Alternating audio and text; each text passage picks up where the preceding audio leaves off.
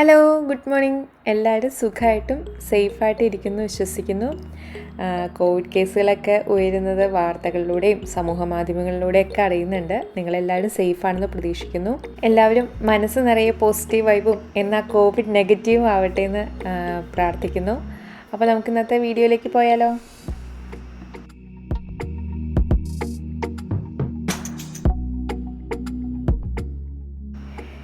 ഇന്ന് രാവിലെ കുറച്ച് എന്താ പറയുക നൊസ്റ്റു കലർന്ന ഒരു വിഭവമായിട്ടാണ് കേട്ടോ ഞാൻ എത്തിയിരിക്കുന്നത്. എല്ലാവർക്കും അത് നൊസ്റ്റാൾജിക് ആണോ എന്ന് എനിക്കറിയത്തില്ല. ഞങ്ങളുടെ നാട്ടിലേക്കൊക്കെ നാടൻ തട്ടുകടയിലും അതേപോലെ തന്നെ ഹോട്ടലുകളിലും ഒക്കെ അപ്പത്തിൻ്റെ കൂടെ ഒരു ഗ്രീൻ പീസ് കറി കിട്ടും. അപ്പോൾ ആ ഒരു ഗ്രീൻ പീസ് കറിയാണ് കേട്ടോ ഞാൻ ഉണ്ടാക്കുന്നത്. അതിനുവേണ്ടി ഞാൻ ഇന്നലെ തന്നെ ഗ്രീൻ പീസ് വെള്ളത്തിലിട്ടിട്ടുണ്ടായിരുന്നു, കുതിർത്ത് വെച്ചിട്ടുണ്ടായിരുന്നു.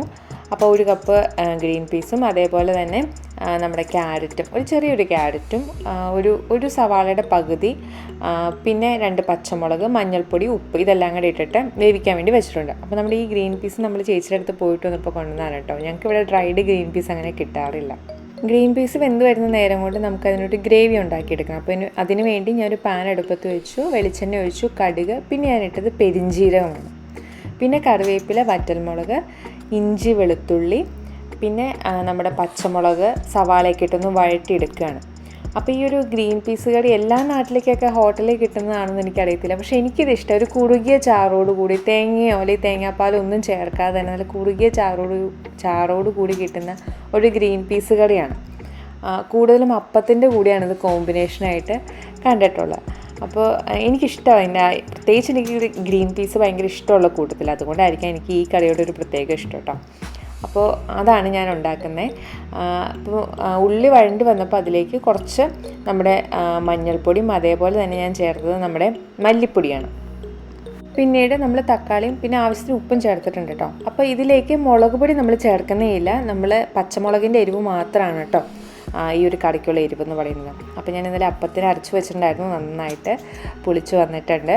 അപ്പോൾ ഇന്ന് നല്ല പാലപ്പവും അതേപോലെ തന്നെ നമ്മളിന്ന് ഗ്രീൻ പീസ് കറിയാണ് രാവിലത്തെ ബ്രേക്ക്ഫാസ്റ്റ്. നല്ല കിടു കോമ്പിനേഷനാണ് കേട്ടോ. എല്ലാ നാട്ടിലേക്കൊക്കെ ഉണ്ടോയെന്ന് എനിക്കറിയത്തില്ല. നിങ്ങളുടെ നാട്ടിലേക്കൊക്കെ ഉണ്ടെങ്കിൽ ഒന്ന് ആ ഒരു കോമ്പിനേഷൻ ഉണ്ടെങ്കിൽ കമൻറ്റ് ചെയ്യാൻ മറക്കണ്ട കേട്ടോ. അപ്പോൾ നമ്മുടെ സവാളയും അതേപോലെ തക്കാളിയൊക്കെ നന്നായിട്ട് വഴണ്ടി വന്നപ്പോഴേക്കും നമ്മുടെ ഗ്രീൻ പീസും വെന്ത് കിട്ടി. നേരത്തെ തന്നെ കുതിർത്ത് വെച്ചുകൊണ്ട് തന്നെ ഒരു 2 വിസിലുകൊണ്ട് തന്നെ നന്നായിട്ട് വെന്ത് കിട്ടിയിട്ടുണ്ട്. അപ്പോൾ നമ്മൾ ആ വെള്ളത്തോട് കൂടി തന്നെയാണ് ഇവിടെ ചേർക്കുന്നത്. വേവിക്കാൻ നേരത്തെ നമ്മൾ ആവശ്യത്തിന് വെള്ളം ചേർത്തിട്ടുണ്ടായിരുന്നല്ലോ. അപ്പോൾ ആ വെള്ളത്തോട് കൂടി തന്നെയാണ് ചേർക്കുന്നത്. നമുക്ക് ഇതാണ് നമ്മുടെ കറിയുടെ ഗ്രേവി എന്ന് പറയുന്നത്. അല്ലാതെ നമ്മൾ വേറെ തേങ്ങ അരച്ച് ചേർക്കുന്നോ അല്ലെങ്കിൽ തേങ്ങാപ്പാൽ ചേർക്കുന്നോ ഒന്നും തന്നെ ഇല്ല. ഇനി ഈ ഒരു ഗ്രേവി നന്നായിട്ടൊന്ന് തിളച്ച് കഴിഞ്ഞിട്ടുണ്ടെങ്കിൽ നമ്മുടെ കറി റെഡി. ഈസി ആയിട്ട് ഉണ്ടാക്കാൻ പറ്റുന്ന ഭയങ്കര ടേസ്റ്റി ആയിട്ടുള്ള കറിയാണ്. അപ്പോൾ എന്ത് പെട്ടെന്ന് ഒരു ഗ്രീൻ പീസ് കറി റെഡി ആയതല്ലേ. അപ്പോൾ ഇതാണ് കേട്ടോ നമ്മുടെ അപ്പത്തിൻ്റെ കൂടെ ഒന്ന് കഴിക്കുന്നത്. എല്ലാവരും ഒന്ന് ട്രൈ ചെയ്ത് നോക്കണേ. ഇനി ഞാൻ പാലപ്പം ചൂടാൻ പോവാണ് കേട്ടോ. അപ്പോൾ നമ്മുടെ ഈ ഒരു ഗ്രീൻ പീസ് കറിയുടെ റെസിപ്പി വേണമെന്നുണ്ടെങ്കിൽ ഒന്ന് കമൻറ്റ് ചെയ്തേരെ. എന്തായാലും ഞാനിതിൻ്റെ അളവുകൾ ഡിസ്ക്രിപ്ഷൻ ബോക്സിൽ കൊടുത്തേക്കാം കേട്ടോ. അതേപോലെ തന്നെ നമ്മൾ ഈ പെർഫെക്റ്റ് ആയിട്ടുള്ളൊരു പാലപ്പം എങ്ങനെയാണോ ഉണ്ടാക്കുന്നതിനുള്ള റെസിപ്പി നേരത്തെ നമ്മുടെ ചാനലിൽ അപ്ലോഡ് ചെയ്തിട്ടുണ്ട്. ചേച്ചിയാണ് ആ വീഡിയോ ചെയ്തിട്ടുള്ളത്. അപ്പോൾ അതിൻ്റെ ലിങ്കും ഞാൻ ഡിസ്ക്രിപ്ഷൻ ബോക്സിൽ കൊടുത്തേക്കാം. അപ്പോൾ നമ്മുടെ പാലപ്പം റെഡിയായി കഴിഞ്ഞു. അപ്പോൾ ഇന്നത്തെ ബ്രേക്ക്ഫാസ്റ്റ് ഭയങ്കര കുശാലാണ് കേട്ടോ. അത്യാവശ്യം നല്ല ഹെവിയാണ്. പിന്നെ നമ്മൾ ഗ്രീൻ പീസ് കറി ആയതുകൊണ്ട് തന്നെ അത്യാവശ്യം നല്ല അളവിൽ തന്നെ ഗ്രീൻ പീസ് എടുക്കുന്നത്. അതും തലേദിവസം കുതിർത്ത് വെക്കുകയാണെങ്കിൽ നന്നായിട്ട് നമ്മൾ വേവിച്ച് കഴിയുമ്പോൾ അതിൻ്റെ അളവ് നന്നായിട്ട് ഇങ്ങനെ എന്താ പറയുക നല്ലൊരു പൊലിമയുണ്ടല്ലോ ഈ ഗ്രീൻ പീസിനൊക്കെ. അപ്പോൾ ആ ഒരു തിക്ക് ഗ്രേവി ആയിട്ടിരുന്നാലാണ് ഈ കറിക്ക് ഏറ്റവും കൂടുതൽ ടേസ്റ്റ് എന്ന് പറയുന്നത്. വേണമെങ്കിൽ നിങ്ങൾക്ക് ക്യാരറ്റിൻ്റെ ഒപ്പം ഉരുളക്കിഴങ്ങ് ഇടാം കേട്ടോ. അപ്പോൾ എൻ്റെ കയ്യിൽ അന്നേരം ഉരുളക്കിഴങ്ങ് ഉണ്ടായിരുന്നില്ല, അതുകൊണ്ടാണ് ഞാനത് ചേർക്കാതിരുന്നത്. അപ്പോൾ എല്ലാവരും ഈ ഒരു കറിയൊക്കെ ഒന്ന് ഉണ്ടാക്കി നോക്കിയിട്ട് അതിൻ്റെ ഫീഡ്ബാക്ക് അറിയിക്കാൻ മറക്കണ്ട കേട്ടോ. അപ്പോൾ ഇതുവരെ ഈ കോമ്പിനേഷൻ ട്രൈ ചെയ്യാത്തതുണ്ടെങ്കിൽ തീർച്ചയായിട്ടും ട്രൈ ചെയ്യണം. കിടുവാണ്. പാലപ്പത്തിൻ്റെ കൂടെ സ്റ്റൂവും ഒന്നും അല്ലാതെ ഒരു വെജിറ്റബിൾ കറി പോലെ കഴിക്കാൻ പറ്റുന്ന ഒരു കിടു കറിയാണ്. രാവിലെ തേങ്ങ ചിരണ്ടണ്ട, തേങ്ങ അരയ്ക്കണ്ട, പാല് പിഴിയണ്ട, അല്ലാതെ തന്നെ ഉണ്ടാക്കാൻ പറ്റുന്ന തിക്ക് ഗ്രേവിയിലുള്ളൊരു കറിയാണ്. എല്ലാവരും ഒന്ന് ട്രൈ ചെയ്ത് നോക്കണം കേട്ടോ. അതുപോലെ തന്നെ നിങ്ങളുടെ ഫീഡ്ബാക്കുകൾ കമൻ്റായിട്ട് അറിയിക്കാൻ മറക്കരുത് കേട്ടോ. നിങ്ങൾക്ക് വീഡിയോസൊക്കെ ഇഷ്ടമാവുന്നുണ്ടെങ്കിൽ ഒന്ന് ലൈക്ക് ചെയ്യാനും, ഇനി അഥവാ നിങ്ങൾക്ക് ഇഷ്ടപ്പെടുന്നില്ലെങ്കിൽ ഡിസ്ലൈക്ക് ചെയ്യാനും മറക്കണ്ട.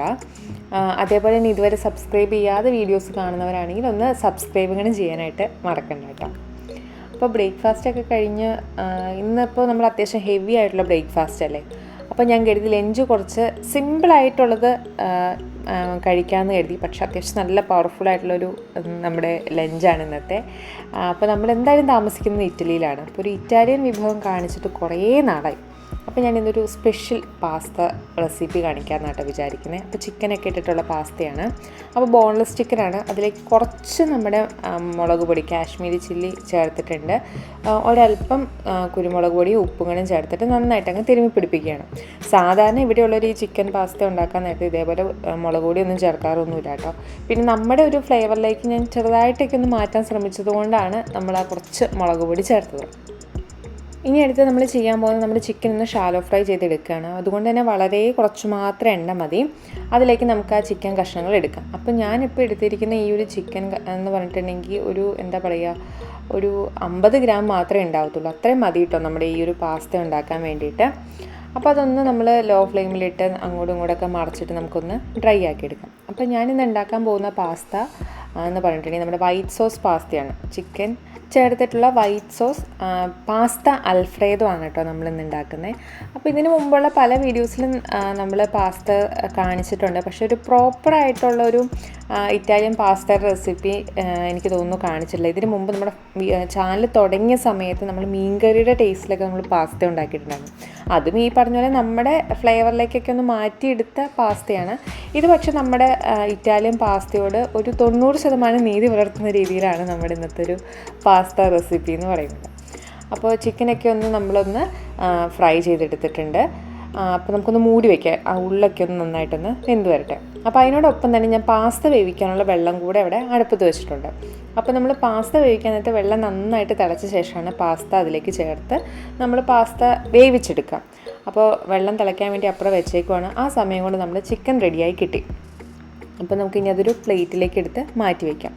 അപ്പോൾ കുറച്ച് വലിയ പീസുകളായിരുന്നു ഞാൻ ആ വറക്കുന്ന സമയത്ത് ഒന്ന് മുറിച്ചിട്ടിട്ടുണ്ടായിരുന്നു കേട്ടോ. അപ്പോൾ ഇനി നമുക്കിതാ വെള്ളം നന്നായിട്ട് വെട്ടി തിളയ്ക്കുന്നുണ്ട്. ഇതിലേക്ക് നമുക്ക് പാസ്തയ്ക്ക് ആവശ്യമായിട്ടുള്ള ഉപ്പും പിന്നെ കുറച്ച് ഒലിവ് ഓയിലും കൂടി ഞാൻ ചേർക്കുന്നുണ്ട്. അതെന്തിനാണെന്ന് വെച്ചാൽ പാസ്ത വെന്ത് കഴിയുമ്പോൾ ഒന്ന് ഒട്ടിപ്പിടിക്കാതൊക്കെ ഇരിക്കാൻ വേണ്ടിയിട്ടാണ് നമ്മൾ ഈ എണ്ണ ഒഴിച്ചു കൊടുക്കുന്നത്. അപ്പോൾ ഇതിലേക്ക് ഞാൻ പാസ്ത ഇടുകയാണ്. അപ്പോൾ ഈ പാസ്തയുടെ ഷേപ്പ് ഫർഫാലെ എന്നാണ് പറയുന്നത്. പല ടൈപ്പ് പാസ്തകളുണ്ട്, ഏത് ഷേപ്പ് വേണമെങ്കിലും എടുക്കാം കേട്ടോ. സാധാരണ സ്പഗേത്തിയും അതേപോലെ തന്നെ പെന്നയൊക്കെ എടുക്കാറുണ്ട്. ഏതെടുത്താലും കുഴപ്പമില്ല. ഞാനിപ്പോൾ കുറച്ചൊരു വെറൈറ്റിക്ക് വേണ്ടി ആ ഒരു ഷേപ്പ് എടുത്തു എന്ന് മാത്രമേ ഉള്ളൂ. അപ്പോൾ നമുക്ക് പാസ്ത സോസ് ഉണ്ടാക്കണം. അപ്പോൾ അതിന് വേണ്ടി ഞാൻ ചിക്കൻ വറുത്ത അതേ പാൻ തന്നെയാണ് എടുക്കുന്നത്. അതിലേക്ക് ഒരു സ്റ്റിക്ക് നമ്മുടെ ബട്ടർ ഇട്ടിട്ടുണ്ട്. ബട്ടർ മെൽറ്റായി വന്നു കഴിഞ്ഞപ്പോൾ അതിലേക്ക് ഒരു 2-3 വെളുത്തുള്ളി, അത് തന്നെ ധാരാളമാണ്, ഞാനിവിടെ 2 എടുത്തിട്ടുള്ളൂ. അത് ചെറുതായിട്ട് അരിഞ്ഞത് ചേർത്ത് കൊടുത്തു. അതേപോലെ തന്നെ 1 ടീസ്പൂൺ നമ്മുടെ ചില്ലി ഫ്ലേക്സും ചേർത്തു. സാധാരണ ഇവിടെ പാസ്തയിൽ ഈ പറഞ്ഞ ചില്ലി ഫ്ലേക്സ് ചേർക്കാറില്ല കേട്ടോ. പക്ഷെ നമുക്ക് കുറച്ച് സ്പൈസി ആയിട്ടുള്ള സാധനങ്ങളോടാണല്ലോ കുറച്ച് ഇഷ്ടം കൂടുതൽ, അതുകൊണ്ട് മാത്രം ചേർത്തതാണ് നമ്മുടെ ചില്ലി ഫ്ലേക്സ് എന്ന് പറയുന്നത്. അതും വേണമെങ്കിൽ ഒഴിവാക്കാവുന്ന കാര്യമാണ് കേട്ടോ. അപ്പോൾ ഇതെല്ലാം നന്നായിട്ട് മൂത്ത് വന്നു കഴിഞ്ഞപ്പോൾ ഞാൻ അതിലേക്ക് ഫ്രഷ് ക്രീമാണ് ചേർത്ത് കൊടുത്തത്. അപ്പോൾ നിങ്ങൾക്ക് വേണമെങ്കിൽ ഹെവി വിപ്പിംഗ് ക്രീം ചേർത്ത് കൊടുക്കാം. അപ്പോൾ ഞാനിവിടെ എടുത്തത് 250 ml ഫ്രഷ് ക്രീമാണ് കേട്ടോ ചേർത്ത് കൊടുത്തത്. അതും കൂടി ചേർത്ത് നന്നായിട്ട് അങ്ങ് മിക്സ് ചെയ്തു. ഇനി നമുക്ക് ഈ ഫ്രഷ് ക്രീം നന്നായിട്ട് തിളയ്ക്കണം. അതിന് വേണ്ടിയിട്ട് നമുക്ക് വെയിറ്റ് ചെയ്യാം. മൂടി വെച്ചേക്കുവാണ് കേട്ടോ. ക്രീമൊക്കെ ചേർത്ത് സോസ് നന്നായിട്ട് തിളച്ച് കഴിഞ്ഞപ്പോൾ ഞാൻ ഇതിനകത്തേക്ക് പർമിജിയാനോ റിജിയാനോ എന്ന് പറഞ്ഞാൽ നമ്മുടെ ചീസ് ചേർത്ത് കൊടുക്കുകയാണ്. ഏത് ചീസ് വേണമെങ്കിലും ചേർക്കാം കേട്ടോ. ഫ്രഷായിട്ട് ഗ്രേറ്റ് ചെയ്ത് നമ്മൾ ചീസ് ചേർക്കുവാണെങ്കിൽ നമ്മുടെ സോസിന് ഭയങ്കര ടേസ്റ്റ് ആയിരിക്കും. അപ്പോൾ എനിക്കതിനുള്ള മടിയുള്ളതുകൊണ്ട് ഞാൻ ഓൾറെഡി ഗ്രേറ്റ് ചെയ്ത് വെച്ചിരുന്ന ചീസാണ് ചേർക്കുന്നത്. പിന്നെ മൊസറല്ല ചീസൊന്നും ചേർത്ത് കേട്ടോ, അതിന് കുറച്ചുകൂടെ പുളിയൊക്കെ ഉള്ള ചീസാണ്. പിന്നെ അതല്ലാതെ നമ്മുടെ ബർഗറിൻ്റെ ഇടയിലൊക്കെ വെക്കുന്ന സ്ലൈസ്ഡ് ചീസ് വേണമെങ്കിൽ ഉപയോഗിക്കാം. ഏറ്റവും നല്ലത് പർമീസൻ ചീസോ അല്ലെങ്കിൽ ഇതേപോലത്തെ പർമിജിയാനോ റെജിയാനോ എന്ന് പറഞ്ഞ ചീസാണ് ഏറ്റവും നല്ലത്. അപ്പോൾ ചീസും കൂടി ചേർത്ത് കഴിഞ്ഞപ്പോൾ നമ്മുടെ സോസ് അത്യാവശ്യം നല്ല തിക്കായി നന്നായിട്ട് തിളയൊക്കെ വന്നു. ഇനി നമ്മൾ അതിൻ്റെ അകത്തേക്ക് ഓൾറെഡി നമ്മൾ ഫ്രൈ ചെയ്ത് വെച്ചിരിക്കുന്ന ചിക്കൻ കഷ്ണങ്ങൾ ചേർത്ത് കൊടുക്കാം. ഫ്രൈ ചെയ്യണമെന്നില്ല കേട്ടോ, നിങ്ങൾക്ക് വേണമെങ്കിൽ ഉപ്പും കുരുമുളക് പൊടിയൊക്കെ ഇട്ടിട്ട് ഒന്ന് വേവിച്ചെടുത്താലും മതി, കുക്കറിൽ വേവിച്ചെടുത്താലും മതി, ഏതായാലും കുഴപ്പമില്ല. അപ്പോൾ ഇതാണ് എനിക്ക് കുറച്ചുകൂടെ എളുപ്പമായിട്ട് തോന്നിയത്. അപ്പോൾ നമ്മുടെ ചിക്കനും കൂടെ ചേർത്ത് നന്നായിട്ട് ഇളക്കി യോജിപ്പിച്ച് വന്നപ്പോഴേക്കും നമ്മുടെ പാസ്ത വെന്ത് കിട്ടി. അപ്പോൾ ഈ ഒരു പാസ്തയ്ക്ക് 14 മിനിറ്റോളാണ് വേവെന്ന് പറയുന്നത്. ആ കറക്റ്റ് സമയത്ത് തന്നെ പാസ്ത വെള്ളത്തിൽ നിന്ന് കോരിയെടുക്കാൻ ശ്രദ്ധിക്കണം. അപ്പോൾ ഞാനിപ്പോൾ സോസ് ഉണ്ടാക്കി വന്നപ്പോഴേക്കും കറക്റ്റായിട്ട് നമ്മുടെ പാസ്തയും വെന്ത് വരുന്ന സമയമായി. അങ്ങനെ ചെയ്യണമെന്നില്ല, വേണമെങ്കിൽ ഓൾറെഡി പാസ്ത വേവിച്ചിട്ട് ഊറ്റിയെടുത്ത് വെച്ചിട്ട് പിന്നീട് ചേർത്ത് കൊടുത്താലും മതി. അപ്പോൾ പാസ്ത കൂടെ ചേർത്ത് കഴിഞ്ഞിട്ട് നന്നായിട്ട് അങ്ങ് മിക്സ് ചെയ്യാം. അപ്പോൾ ഇനി മിക്സ് ചെയ്യാൻ നേരത്തെങ്ങാനും കുറച്ച് നമ്മുടെ സോസ് കുറച്ച് കുറുകിപ്പോയി, തിക്കായി പോയി എന്നൊക്കെ തോന്നുന്നുണ്ടെങ്കിൽ നമ്മുടെ പാസ്ത വേവിച്ച വെള്ളം ഉണ്ടല്ലോ, അതിൽ നിന്നൊരു 2-3 ടേബിൾ സ്പൂൺ ചേർത്തിട്ടുണ്ടെങ്കിൽ നമ്മുടെ സോസ് കുറച്ചുകൂടെ ലൂസായി കിട്ടും. അപ്പോൾ ആ പാസ്ത വേവിച്ച വെള്ളമായതുകൊണ്ട് അതിൻ്റെയൊക്കെ ഒരു ടേസ്റ്റും ഉണ്ടല്ലോ, അതുകൊണ്ട് നല്ല ഫ്ലേവർ തന്നെ ആ ഒരു പാസ്തയ്ക്ക് കിട്ടുകയും ചെയ്യും. സാധാ ചൂടുവെള്ളം ചേർക്കുന്നതിനേക്കാൾ നല്ലത് പാസ്ത വേവിച്ച വെള്ളം ചേർക്കുന്നതാണ്. അപ്പോൾ ഇതാ ഇത്രയും ചെയ്ത് കഴിഞ്ഞിട്ടുണ്ടെങ്കിൽ നമ്മുടെ പാസ്ത റെഡി ആയി കഴിഞ്ഞു. പാസ്ത അൽഫ്രേഡോ റെഡി ആയി കഴിഞ്ഞു കേട്ടോ. അവസാനം നമ്മൾ കുറച്ച് ഗാർലിക് പൗഡറും അതേപോലെ തന്നെ ഒറിഗാനോയും ചേർത്ത് കൊടുക്കുന്നുണ്ട്. നമുക്ക് ഇറ്റാലിയൻ സീസണിങ് എന്ത് വേണമെങ്കിലും ഇതിനകത്ത് ഉപയോഗിക്കാം കേട്ടോ.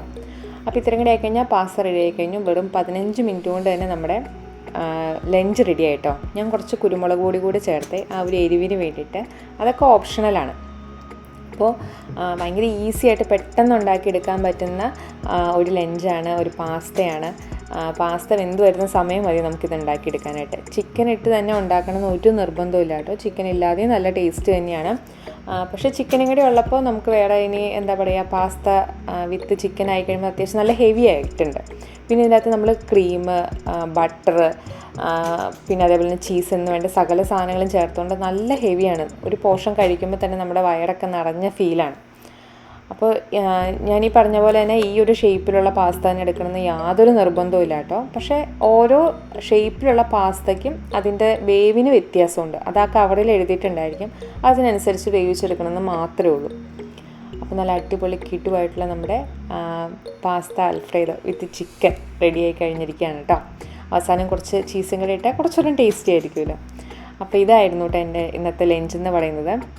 അപ്പോൾ ഒരുപാട് പേര് നമ്മുടെ അടുത്ത് എന്നും ഈ നാടനല്ലാതെ എന്തെങ്കിലുമൊക്കെ ഒരു വെറൈറ്റി കാണിക്കാമോ എന്ന് ചോദിച്ചിട്ടുണ്ടായിരുന്നു. അപ്പോൾ ഒരു ഈസി പീസി ആയിട്ടുള്ള ഒരു ഇറ്റാലിയൻ പാസ്തയാണ്. നമുക്ക് എല്ലായിടത്തും അവൈലബിൾ ആയിട്ടുള്ള സാധനങ്ങളൊക്കെയാണ്. കുട്ടികൾക്കും മുതിർന്നവർക്കൊക്കെ തീർച്ചയായിട്ടും ഇഷ്ടപ്പെടും കേട്ടോ. അപ്പോൾ അതായിരുന്നു ലഞ്ച്. അപ്പോൾ ഈവനിങ്ങിന് ഒരു സ്നാക്കിനൊക്കെ വേണമെങ്കിൽ പറയാവുന്ന രീതിയിൽ നമ്മൾ ഇന്നൊരു ചിക്കൻ കൊണ്ടാട്ടം അല്ലെങ്കിൽ ഒരു ചിക്കൻ ഫ്രൈ ഉണ്ടാക്കാൻ പോവാണ് കേട്ടോ.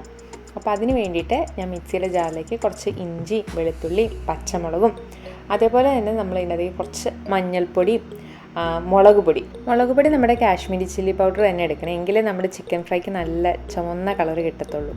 അപ്പോൾ കാശ്മീരി ചില്ലി പൗഡർ, ഒരല്പം മാത്രം മല്ലിപ്പൊടി, പിന്നെ ഒരല്പം നമ്മുടെ ഗരം മസാല, ആവശ്യത്തിന് ഉപ്പ്, നാരങ്ങ നീര്, ഇത്രയും കൂടെ ചേർത്തിട്ട് നമുക്ക് മിക്സിയിലിട്ട് നന്നായിട്ടങ്ങ് അടിച്ചെടുക്കണം. അപ്പോൾ വെള്ളത്തിന് പകരം നാരങ്ങ നീര് ഒഴിച്ച് അടിച്ചെടുക്കുകയാണെങ്കിൽ ആവശ്യത്തിന് പുളിയുമായി അതേപോലെ നല്ലൊരു ടേസ്റ്റും ആയിരിക്കും. അപ്പോൾ ഈ ഇഞ്ചിയും വെളുത്തുള്ളി ഇങ്ങനെയല്ലാതെ വേണമെങ്കിൽ നമ്മുടെ ജിഞ്ചർ ഗാർലിക് പേസ്റ്റ് ഉപയോഗിക്കാം കേട്ടോ. അതിന് നല്ല എന്തായാലും നമ്മൾ അരയ്ക്കാൻ പോവാണല്ലോ. ഞാൻ അവസാനം കുറച്ച് എണ്ണ കൂടി ഒഴിച്ചിട്ടുണ്ടായിരുന്നേ.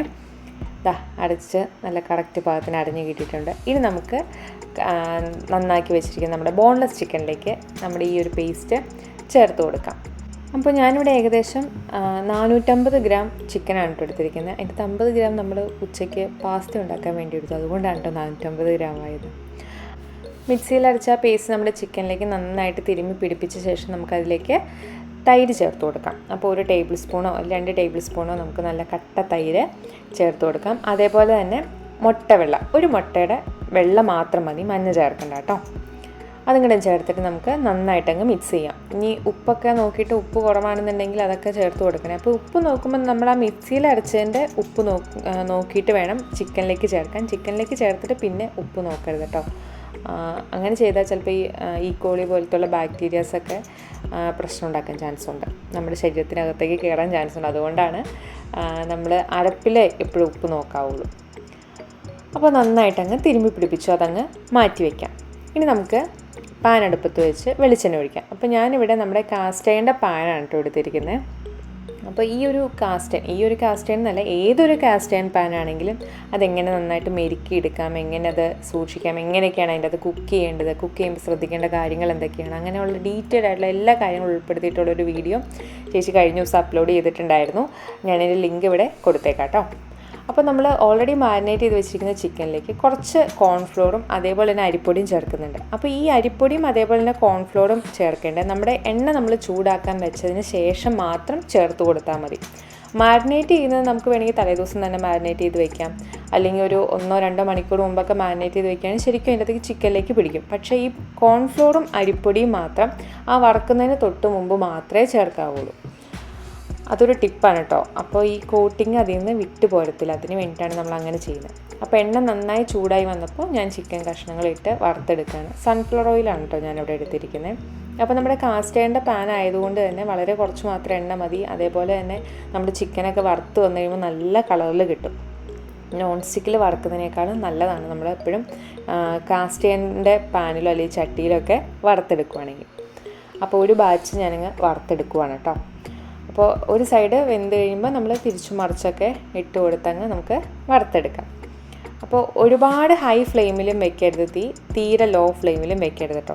ഒരുപാട് ഹൈ ഫ്ലെയിമിൽ വെച്ചാൽ പെട്ടെന്ന് അങ്ങ് മുരിഞ്ഞു പോവും, ഉള്ളൊട്ട് വേവത്തുമില്ല.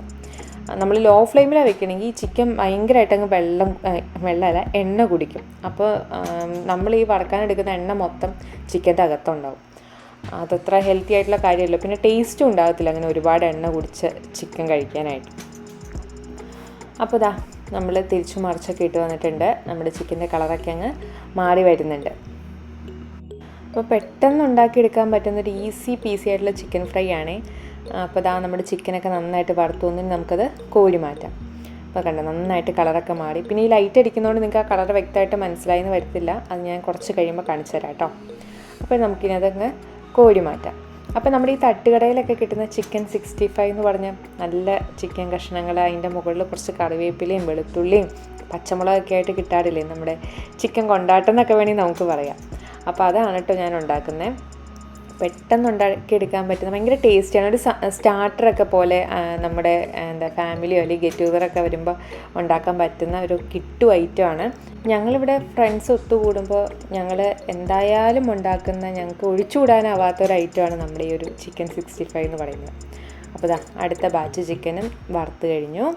അതാ കണ്ടോ എണ്ണയൊക്കെ ബാക്കിയുണ്ട്, ഒട്ടും തന്നെ എണ്ണ കുടിച്ചിട്ടില്ല. ഇനി നമ്മളിതിലേക്ക് ചതച്ച വെളുത്തുള്ളിയാണ് ചേർക്കുന്നത്. അപ്പോൾ തൊലിയൊന്നും കളയണ്ട, തൊലിയൊന്നും കളയാതെ തന്നെ ഒന്ന് ചതച്ചെടുക്കുക. പിന്നെ ഒരു 3 4 അല്ലെങ്കിൽ ഒരു 5 പച്ചമുളകൊന്ന് കീറിയിട്ട് അതും കൂടി ഒന്ന് വറുത്തെടുക്കുക. എന്നിട്ട് അവസാനം കുറച്ച് കറിവേപ്പിലയും കൂടെ ഇട്ടങ്ങ് വറുത്തെടുത്ത് കഴിഞ്ഞാൽ അത് അതിൻ്റെ മുകളിൽ ആ ഒരു ചിക്കൻ കഷ്ണത്തിൻ്റെ മുകളിൽ കിടക്കുമ്പോഴാണ് ആ ചിക്കൻ്റെ ടേസ്റ്റ് ഒന്ന് ഇരട്ടിയാവുക കേട്ടോ. വെറുതെ ചിക്കൻ വറുത്ത് കഴിക്കുന്നതിനേക്കാളും ഈ കുറച്ച് വെളുത്തുള്ളിയും ആ ഒരു കറിവേപ്പിലയും ആ ഒരു പച്ചമുളകൊക്കെ കൂട്ടി കഴിക്കാനാണ് കൂടുതൽ ടേസ്റ്റ്. എൻ്റെ വായിൽ ഇപ്പോഴേ വെള്ളം വന്നു തുടങ്ങി. അപ്പോൾ അതാ നമ്മുടെ അടിപൊളി ചിക്കൻ ഫ്രൈ റെഡിയായി കഴിഞ്ഞു കേട്ടോ. കിട്ടു ഐറ്റാണ്. അപ്പോൾ നിങ്ങൾക്കിനി അടുത്തൊരു ഗെറ്റ് ടുഗദറൊക്കെ വരുമ്പോൾ തീർച്ചയായിട്ടും ഉണ്ടാക്കണേ. ഇനി ഗെറ്റ് ടുഗദർ വരണമെന്നൊന്നുമില്ല, അല്ലാതെയാണെങ്കിൽ എപ്പോൾ വേണമെങ്കിലും ഉണ്ടാക്കാം. അപ്പോൾ ഇതായിരുന്നു ഒരു സ്നാക്കൊക്കെ പോലെ. ഇത് മൊത്തം ഞങ്ങൾ കഴിച്ചില്ല കേട്ടോ, ബാക്കി ഞങ്ങളുടെ അടുത്തൊരു 65 ഫ്രൈഡ് റൈസ് പിറ്റേ ദിവസം ഉണ്ടാക്കി. അപ്പോൾ ഇതായിരുന്നു ആ ഒരു ചിക്കൻ്റെ യഥാർത്ഥ കളറെന്ന് പറയുന്നത്. അപ്പോൾ നിങ്ങളെല്ലാവരും ഒന്ന് ട്രൈ ചെയ്ത് നോക്കണേ. അപ്പോൾ ഇന്നത്തെ വീഡിയോസൊക്കെ എല്ലാവർക്കും ഇഷ്ടമായി കാണുമെന്ന് വിചാരിക്കുന്നു. നിങ്ങളുടെ വീഡിയോസ് ഇഷ്ടമാവുകയാണെങ്കിൽ ലൈക്ക് ചെയ്യാനും ഷെയർ ചെയ്യാനും സബ്സ്ക്രൈബ് ചെയ്യാനും മറക്കണ്ട. പുതിയൊരു വീഡിയോ ആയിട്ട് നമുക്ക് പിന്നീട് കാണാം. ബൈ.